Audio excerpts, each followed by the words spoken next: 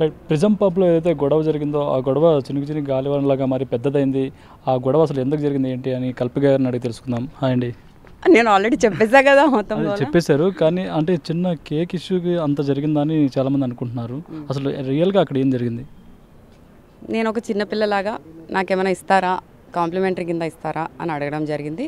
వాళ్ళు దాన్ని అర్థం చేసుకోకపోవడం జరిగి, వాళ్ళు అగ్లీగా రియాక్ట్ అవ్వడం జరిగి, దాన్ని ఒక పెద్ద న్యూసెన్స్గా క్రియేట్ చేసి ఒక నేషన్ వైడ్ ఇష్యూ క్రియేట్ చేస్తున్నారు. నాట్ జస్ట్ వీళ్ళు, చాలా పబ్స్లో ఎస్పెషలీ మేనేజ్మెంట్ వాళ్ళ మైండ్ సెట్స్ కరెక్ట్ లేవని చాలామంది అసలు వాళ్ళకి పర్మిషన్స్ ఎవరిస్తున్నారు, ఎలా ఇస్తున్నారు, is it mafia, is it something else అనేది గవర్నమెంట్ అఫీషియల్స్ దీన్ని కొంచెం లైట్ ఇస్తే, నాకన్నా వాళ్ళు బెటర్ పొజిషన్లో ఉన్నారు, పవర్లో ఉన్నారు కాబట్టి వాళ్ళు లైట్ ఇస్తే బాగుంటుంది ఈ చర్చ మీద అని చెప్పి నేను అనుకుంటున్నాను. ఇంకోటి అక్కడ పెట్రోలింగ్ పోలీసులు వచ్చారు. వాళ్ళు వచ్చిన తర్వాత కూడా నాకు సేఫ్ అనిపించలేదు అని మీరు అన్నారు. అంటే తెలంగాణలో పోలీసింగ్ వ్యవస్థ నెంబర్ 1 పోలీసింగ్, దాని గురించి కూడా మీరు కామెంట్ చేశారు. దాన్ని ఎలా అనుకోవచ్చు? కామెంట్ చేయలే, నా ఒపీనియన్ పెట్టాను. అదే ఈ ఒక్కటే విషయం కాదు, ఆల్మోస్ట్ 3 years నుంచి నేను పోలీస్ కేసులు అని చెప్పి కోర్టు చుట్టూ కానీ పోలీసుల చుట్టూ కానీ చిన్న చిన్న యాక్సిడెంట్స్ జరిగినా నేను పోలీస్ స్టేషన్కి వెళ్ళడం కానీ అన్నీ ప్రతిసారి జరిగింది. ప్రతిసారి ఒక అమ్మాయిలాగా వాళ్ళు మమ్మల్ని చూసి కింద నుంచి పైన చూసి నెక్స్ట్ మీరు ఏం చేస్తారు, ఆర్టిస్ట్ అంటే ఇంకా చిన్న చూపు వచ్చేసి వాళ్ళు అసలు ఆ కేసుని వాళ్ళు సీరియస్ కూడా తీసుకోకపోవడం, కేసు ఫైల్ కూడా చేయకపోవడం జరుగుతుంది. సో అలాంటిది నేను పోలీస్ వాళ్ళ ముందే ఇవన్నీ జరిగింది.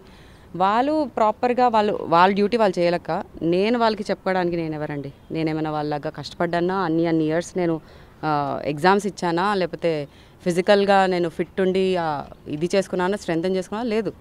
సో వాళ్ళంతగా వాళ్ళు ఓన్గా వాళ్ళ డ్యూటీని కరెక్ట్ చేసుకుంటే నాకు చాలు. నాకు మొత్తం పోలీస్ వాళ్ళ మీద ఇలా ఉంది అని కూడా నేను చెప్పను. గచ్చిబౌలి పిఎస్ టామ్ అని పెట్టాను నేను. బికాస్ ఆ ఇద్దరు వాళ్ళు సరిగ్గా దాన్ని ఎస్కలెక్ట్ చేయకపోయారు. పోనీ నా వల్ల కావట్లే, రేపు మనం స్టేషన్లో కలిసి మాట్లాడదామని చెప్పే ధైర్యం కూడా వారికి రాలేదు కాబట్టి నిజంగా టామ్టమే వాళ్ళు. పోలీసులు అసలు చివరిగా కంక్లూజన్ కూడా ఏం చేయలేదా? లేదు, వెళ్ళిపోండి ఇంకా అవసరం లేదు అని వాళ్ళు కూడా పంపించేశారు. Okay, thank you, happy birthday to me అని చెప్పాను. అంటే వాళ్ళు అక్కడ వివాదం జరగకుండా మిమ్మల్ని సేఫ్గా పంపించారని అనుకోవచ్చు కదా? వాళ్ళు లేకపోతే డెఫినెట్లీ ఎవరో ఒకరు నా మీద చెయ్యెత్తేవారు అండ్ అప్పటికప్పుడు ప్రిజం క్లోజ్ అయిపోయేది ఫర్ షూర్. వాళ్ళు వచ్చినందుకు మేబీ చెయ్యెత్తకపోవడం అయింది, కానీ మాటలతో రేప్ అయితే జరిగింది. ఓకే. నా మీద మా ఫ్రెండ్ మీద బర్రాబ్బర్ జరిగింది. తను ఒక అబ్బాయి, నేను ఒక అమ్మాయి, ఇద్దరి మీద జరిగింది. ఒక జెండర్ డిస్క్రిమినేషన్ అని కూడా చెప్పను, కానీ ఇద్దరి మీద బరాబర్ జరిగింది. అంటే ఈ ప్రూఫ్స్ అంతా మీ దగ్గర ఉన్నాయి కదా, వర్బల్గా వాళ్ళు ఏమన్నారు ఏంటి? ఆ ప్రూఫ్స్ తీసుకెళ్ళి మీరు పోలీస్ స్టేషన్లో అప్రోచ్ అవ్వచ్చు కదా నెక్స్ట్ డే? 9th June 2025. ఇంకోటి ఏంటంటే మీరు వీడియోలోనే అన్నారు సబ్స్క్రైబర్స్ కోసం అన్నట్టు, అది ప్రొజెక్ట్ అయింది, చాలా బ్యాడ్గా వెళ్ళింది. దాని గురించి ఏం చెప్తారు? ఓకే, సబ్స్క్రైబర్స్ కోసం నేను బట్టలు ఇప్పుకొని తిరుగుతున్నానా? ఉన్న నిజాయితీలు మాట్లాడుతున్నా, నాకు జరిగిన ఇంజస్టిస్ గురించి మాట్లాడుతున్నా.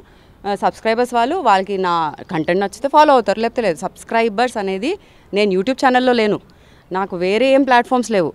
ఇన్స్టాగ్రామ్లో సబ్స్క్రిప్షన్ అని ఆప్షన్ ఉందని నాకు 1 week బ్యాక్ తెలిసింది. సో దాన్ని నేను ఎలా ప్రోగ్రెసివ్గా వాడదామని చెప్పి దాన్ని యాక్టివేట్ చేయడం జరిగింది తప్ప అసలు సబ్స్క్రైబర్స్ గోల్ అనే లిటరలీ ఒక 2-3 days బిఫోర్ యాక్టివేట్ చేశాను అంతే. అది కూడా ఫ్రీ ట్రయల్ కింద పెట్టాను. ఎవరు నాకు పే కూడా చేయలేదు ఇప్పటి వరకు, 1 పైసా కూడా పే చేయలేదు. 262 సబ్స్క్రైబర్స్ వచ్చారు. యాక్చువల్గా అభినవ్ గోమటం అతను మీకు మెసేజ్ కాదు, మీరు అతనికి మెసేజ్ చేశారంట, నారీ శక్తి అవార్డు వచ్చింది నాకు అని మెసేజ్ చేస్తే, అవునా నేను ఈ అవార్డు గురించి వినలేదు కానీ ఎనీవే నీకు వచ్చిందంటే కంగ్రాచులేషన్స్ అని చెప్పారంట. దాన్ని మీరు సీరియస్గా తీసుకుని కంగ్రాచులేషన్స్ ఇప్పుడు నేను తెలుగులో ట్రాన్స్లేట్ చేస్తా. నీకు అవార్డు వచ్చిందా, కంగ్రాచులేషన్స్, నీకే మంచిది అనేది ఇంగ్లీష్లో గుడ్ ఆన్ యూ అని చెప్పాడు. దానికి నేను హర్ట్ అవ్వలే. గుడ్ ఆన్ యూ కాదు అభినవ్, దానికి ముందు జస్ట్ నా first Tamil film as lead Yashoda టైంలోనే సేమ్ డే రిలీజ్ అయింది చెన్నైలో. దాని పేరు పరోల్. సో అందరికీ నేను నా వర్క్ రిలేటెడే నేను మెసేజ్ పెట్టడం జరుగుతుంది, కానీ నేను టైంపాస్ చేయను అసలు నా వాట్సాప్లో. సో తను ఆ ట్రైలర్ చూసి తను ఎక్సైట్ అయిపోయి ఇంట్రెస్ట్ చూపించి నాకు ఆ director number pump, I have to congratulate him, is done an amazing job అని చెప్పి డైరెక్టర్ నెంబర్ తీసుకొని మాట్లాడి మళ్ళీ నాకు రెస్పాండ్ చేయడం కూడా జరిగింది. ఐ థింక్ 1-2 days తర్వాత ఈ విషయం స్టార్ట్ అయింది. సో నారీ శక్తి అవార్డ్స్ గురించి ఎవరెవరు రెస్పాండ్ అయ్యారో వాళ్ళకి నేను ఎక్స్ట్రా ఇన్ఫర్మేషన్ ఇవ్వడం జరిగింది. అసలు ఈ అవార్డ్స్ ఏంటి, అప్పుడు వచ్చింది, ఏ బేసిస్ మీద అందరినీ సెలెక్ట్ చేసి అప్రిషియేట్ చేస్తున్నారు అనేది ఎక్స్ట్రా ఇన్ఫర్మేషన్ అప్పుడు ఇవ్వడం జరిగింది. సో గుడ్ ఆన్ యూ అని చెప్పేసి కంగ్రాట్స్ అని చెప్పినా వదిలేసినా బాగానే ఉండే. గుడ్ ఆన్ యూ, ఇలాంటి అవార్డ్స్ ఎన్నో వస్తాయి. సో నాకెందుకు తెలుస్తుంది, నాకెట్లా తెలుస్తుంది, నేను అబ్బాయి కదా, మీ అమ్మాయిలకి అవార్డ్స్ ఇస్తే నాకెట్లా తెలుస్తుంది అని మెల్లమెల్లగా పోక్ చేస్తూ ఉన్నాడు. నేను పోక్ అవ్వలేదు, నేనేం చేస్తున్నా, నా సైడ్ నుంచి నాకు అవార్డు గురించి తెలిసిందంతా నేను ఫార్వర్డ్ చేస్తున్నా, అట్లీస్ట్ చదివాక మూసుకొని ఉంటారు అని. నో, పోనీ 5 years నుంచి పరిచయం, చాలా కలిసి మనం సినిమాస్ గురించి మాట్లాడాము, స్క్రిప్ట్స్ గురించి మాట్లాడాము, వేరే వేరే విషయాల గురించి మాట్లాడాము, గాసిప్స్ చేసాము, టైంపాస్ చేసాము, కలిసి వర్క్ చేయలేదు. ఓకే, సో అలా అని చెప్పి నువ్వు కొంచెం కూడా నువ్వు ఒక గ్రాంటెడ్నెస్ తీసుకొని, అరే నువ్వు నన్ను తప్పుగా అర్థం చేసుకుంటున్నావు, ఇలా కాదు నేను ఇది చెప్దాం అనుకున్నా అని చెప్పినా సరిదిద్దుకున్నా అప్పటికప్పుడు బాగానే ఉండేది. నువ్వు సరిదిద్దుకోకుండా మళ్ళీ ఒక స్త్రీకి అవార్డు ఇవ్వడం ఏమైనా తప్ప అండి? అదే నేను మాట్లాడడం జరిగింది. మీరు ఇప్పుడు కూడా వెళ్ళి మొత్తం ఇంటర్వ్యూ చూస్తే మొత్తం రీల్లో ఉంది. ఎట్లా ఇన్స్టిగేట్ అయింది, ఎట్లా అది పుష్ అయింది అనేది మీకు స్టెప్ బై స్టెప్ మీకే అర్థమవుతుంది. అండ్ అన్ఫార్చునేట్ థింగ్ ఏంటంటే ఇది ఇన్స్టాగ్రామ్లో బయట పెట్టడంతో తన ఫాలోవర్స్ కానీ నా ఫాలోవర్స్ కానీ especially women, 99% women they were against me, which I understand because it's because of their insecurities, because of their fear or because of the way they are growing up in their own scenarios. నాకు వాళ్ళని తప్పు పట్టాలని లేదు, కానీ వాళ్ళు నిజాయితీ తెలుసుకోవాలంటే నిజంగా 2 sides నుంచి తెలుసుకుంటే దో హాత్ సే తాళీ బస్తీ అండి. ఒక్క చేత్తో ఏమీ కాదు, నేను ఎంత కొట్టినా నాకే తగులుతుందేమో కానీ వేరే వాళ్ళకి ఎవరికి తగలదు. నేను ఇదంతా అయిపోయాక నాకు మిస్టేక్ లేకపోయినా నేను సారీ కూడా చెప్పి చాలాసార్లు మెసేజ్ చేసి కాల్స్ చేసి తన ఫోన్ ఎత్తకుండా తను 1 year తర్వాత వేరే వేరే దగ్గరలో ఎవరో ఒకరు ఇంటర్వ్యూస్ ఇచ్చే మూవీ ప్రమోషన్స్ దాంట్లో ఈ టాపిక్ కూడా అడగడం జరుగుతుంది. తను ఈ టాపిక్ గురించి చెప్పి ఓకే తను ఏదో మిడ్ లైఫ్ క్రైసిస్లో ఉంది, తనకు ఆఫర్స్ రావట్లేదేమో, తను డెస్పరేషన్లో ఉంది, తనకి అటెన్షన్ కావాలి, తనకి మెంటల్ స్టేట్ బాగాలేదు, అందుకే ఇవన్నీ చేస్తుంది అని చెప్పే వరకు మళ్ళీ బాగుంది. ఇవన్నీ పక్కన పెట్టి నేను నా ఇన్స్టాగ్రామ్లో అందరినీ వాయిస్తున్నాను, నాకు ఇంకో కేసు పడింది, నాకు ఇంకో కేసు పడింది, వీళ్ళ గురించి మాట్లాడతా, తనకెందుకండి? నా గోల నేను చేసుకుంటా, మీరెందుకు మధ్యలో వస్తున్నారు? నీతో జరిగింది నువ్వు మాట్లాడు. సో ఆ ఇంటర్వ్యూస్ హోస్ట్ కూడా అంతే, ఇతను కూడా అంతే. నిజంగా తను ఒక నార్మల్ స్టేబుల్ పర్సన్ అయితే తనకు కూడా అలా మాట్లాడాడు నాకు తెలిసి. సో తనేంటో మనకు క్లియర్గా తెలిసిపోయింది. If he really wants to heal, he knows my number, he knows my new number, he can come to me, I can heal him in 2 minutes. మీరు క్షమాపణ సారీ చెప్పినా కూడా అతను యాక్సెప్ట్ చేసి ఇచ్చేయలేదు. He didn't even say okay. కానీ మొన్న ఒక ఇంటర్వ్యూ చేయడం జరిగింది మన బాగి విత్ శ్రావణి అని చెప్పేసి స్పాటిఫైలో ఒక ఆడియో ఇంటర్వ్యూ చేశాను.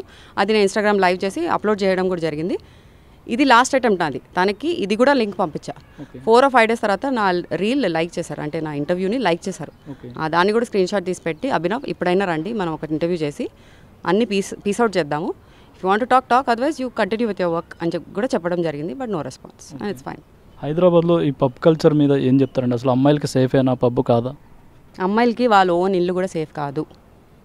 సో పబ్ కల్చర్ అంటారా, సాఫ్ట్వేర్ అంటారా, ఇండస్ట్రీ అంటారా, బయట జాబ్స్ అంటారా, ఫ్యాక్టరీ వర్క్ అంటారా, లేబర్ వర్క్ అంటారా, అమ్మాయిగా పుట్టడం అనేది ఒక ప్లస్, ఒక మైనస్ కూడా.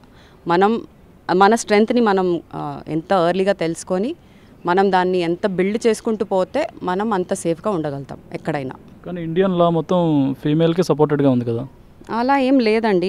అది బై డిఫాల్ట్ ఎందుకు ఆ సాఫ్ట్ కార్నర్ ఎందుకు ఉంది అంటే, జెంట్స్కి బై డిఫాల్ట్ వాళ్ళకు ఒక బాడీ స్ట్రెంగ్త్ ఉంటుంది, వాళ్ళ కోసం ఇమీడియట్గా ఫైట్ చేయగలుగుతారు అని ఒక నమ్మకంతో, ఇండైరెక్ట్గా మీరే ఫీమేల్స్కి మీరు కూడా ఫైట్ చేస్తారనే నమ్మకంతో ఫీమేల్కి సపోర్ట్ ఎందుకు ఇస్తున్నారంటే, వాళ్ళు ఒక వే ఆఫ్ లైఫ్లో కండిషన్ చేసి వాళ్ళు పెంచారు కాబట్టి, భయపడుతూ పెంచారు కాబట్టి, వాళ్ళకున్న రెస్ట్రిక్షన్స్ వల్ల కొంతమంది బయటికి రావాలనుకోరు, వచ్చినా ఏమవుతుంది, అయ్యో ఎలా అది అని చెప్పి ఆలోచిస్తారు. కాబట్టి ఫీమేల్స్కి ధైర్యం ఇవ్వడానికి కొంచెం బెండ్ అయిందేమో, కానీ నాకు తెలిసి లా ఈజ్ ఆల్వేస్ ఫేర్.